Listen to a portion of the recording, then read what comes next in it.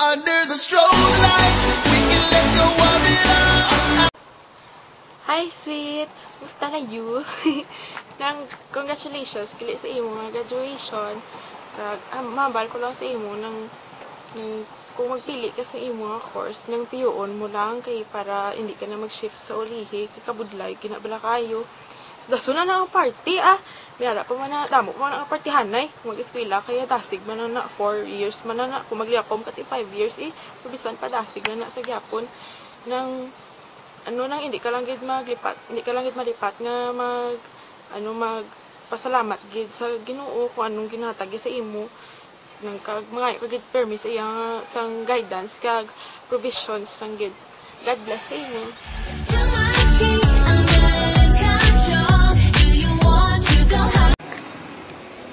Congratulations, sweet.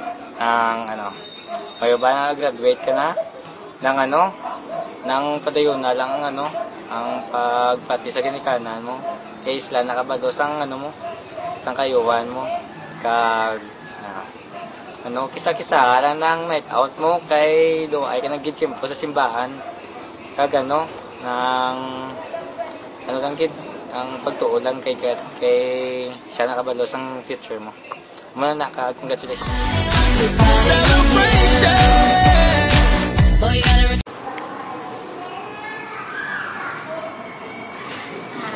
Hi, sweet! Kabalo ko na damo ka pa na handom na gusto mo himuon. Masking naka-alay sa first year hanggang sa nag-graduate ka 4th year. Wala mong maghahatag sakit sa amon, ulo ni papa mo. Kaya gusto maging hatag namon. Ang effort namon, ang pagpalangga namon are good. Especially sa pagpangamoy sa imo. Pero may mga time na gusto mo na lalo na sa Manila na gusto mo sa mag-college ka, wala man na namon naging ang imong dream. Kaso lang, hindi kami gusto ni papa mo na ato ka sa layo. Tungod na gusto naman na makita ka naman na ara lang sa amon tupad. Pag makita man namon na hindi mo pa kaya na ikaw lang mag-isa, ito, lalo na ginadatsag ka about sa muskat mo dyan, paano kung makakatuto kung amo sa amo lang sina. Pero ang ng papaya, direct ka lang, hindi siya gusto na malayo ka sa iya, lalo na sa daan na siya to sa barko. Kung ato ka tuman sa Manila, kung gusto mong gitutoy kaya, hindi ba konsultat si papa mo, tungod ato ka, nagseparate ka sa amon sa mga utod mo, lalo na sa akon. Ang gusto ni papa mo, nang tingog ka mo mag-utod, kumbaga ikaw ang modelo sa mga utod mong tatlo, na abalo ko na ginahibian mo na course na, what about sa mga friends mo, mga kaklase mo, na gusto mo mag-group ka mo pero hindi man sa ina lang na mautod ka na yung relasyon ninyo bilang mag-friends ninyo, ang yapon ang communication nyo sa inyong friends kung ato sa salayo, kung nagabulag sila sa imo, importante lang day na ang love mo ang imong pagka-friendship mo sa ila, especially lalo na kay God. Balong ko na may mga time na medyo layo pa na sa God, pero ang ginasugay na dahil kaya nga ni papa mo, lalo na ako ang ara sa permi, bago ma-pray kagid, time ko ano mga problema mo, lalo na sa school, pinang ginuga, support kita sa imo, especially sa lalo ng course na mo. Kung dahil may mga plano ginang Ginoo na sa imo, na course na kung inaanas Manila, na gusto mo, siguro hindi na para si imo, kasi may pagkit sa mong imo pagganas ng Ginoo sa imo, na sobra pagkit sina na ihatag sa imo. Dahil, lalo na sining, graduates ka na, i-enjoy mo na pag-graduate 4th year mo, pagka sulat mo sa college, kabay pa na maging study hard ka na, bawasan mo lang computer, magkulaw lang tao TV, i-focus mo ng time mo sa pagtuon, lalo na damo ka gusto na handumon wala gid na gid kay wala gid na posible na maano ng dreams mo gid sa ng mga plano mo. Kabalo man ako na may salig ko sa imo. Kabalo mo ko na plangga ko. Kabalo ko man kung ano ta ka plangga, kung ano ang gusto mo ginahatag nga may papa mo.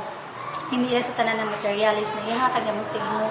At lalo na ang pagpalangga mo sa imo, sa paglaygay na mo sa imo. So may kaisa na ikaw may pakasuplada man. Ang imo lang matuman, ang imo lang gusto. Pero kung hindi mahatag ang imo, gapusmod ka na, hindi ka na manapak, kapasingit ka na, pati mangod mo, ginadalahig mo na. Kaisa man dala na night time na hindi mo perfect man sa imo, kaisa may mahambal mo kung hindi dapat ihambal sa imo. Tungkol lang na sa mga bagay na kita man sakon, na bala na naimot ba mo na ambal ko na may gusto ka, kapag hindi na mahatag, amo kag sina, gapasingit ka, gapangakit ka. Hindi na amo na daya, hindi tanan sa mga batang na materials lang ihatag na sa imo. Ang ano mo man bala, lalo na kay papa mo na ato sa buwa ka obra, kag sorry man sa papa mo na damo na sa mga activities na ano niya, wala yan na atinan sa imo. Tungkol busy sa work kamay pag-tsundihan mo man, na kaya sa gasumod ka, kay amo na wala si papa sa tanan mga ano mo, ako lang permi. Pero si papa mo, hinghimo mo yan na, para man siya na mahatag na niya, o maon ninyo, makapaiskway na ka mo, matag na tanan mo ang gusto ninyo.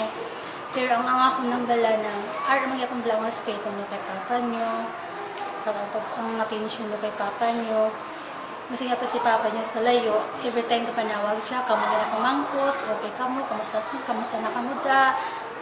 Ano ko na kay papa, gina-open mo na ka papa ninyo, wala ko ginatago kay papa niyo. Amo na ang akong ano si mo. Tapos dahil, amo gina sa amon, sa aton, sa pamilya naton, may mga pagtilaw gina sa aton, pero maging mapakod lang tagay hapon sa tanan na mga abot sa aton pagtilaw, lalo na sa imo, especially sa pag-college mo na, siyempre, kung ano man yung naging paminsaran mo na kung mag-ibugulo mo, kung ano course pa mo, i-rest na ipahawayan na yung utok mo na, ipahawayan ng ulo mo. Kaya ako na makadecide kung ano gidya balakwa ko no. Kaya kami, papa mo, ako, ang gid sa imo, support lang, effort lang gid kami sa imo, lalo na mga utod mo. Kaya, balang namon, ang Ginoo gid sa imo, basta hindi ka lang magpabaya. Pray always lang gid. Take care gid sa imong life mo, kag imong kabuhi mo man. Kaya mo lang na may mahatag sa mga message sa imo. Okay? Love you. Congratulations! Congratulations! God bless! Study hard. Party later! We love You, sweet!